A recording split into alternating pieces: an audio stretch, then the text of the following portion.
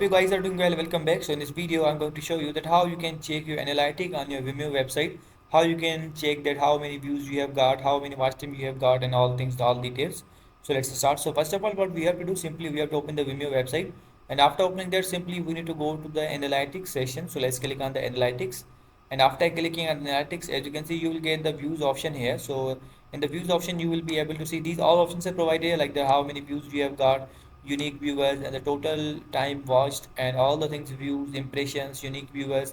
As you can see in the region wise, you will also be able to see the region wise, and the graph is also provided here. For these all details are provided here. You can check out the data in your way, and the sorting is also provided, like the device, region, type. These all things are provided here. You can check out your all the details from here. So in this way, you can view your analytic. I hope you guys understand this video that how you can do this. So see you guys in the next video.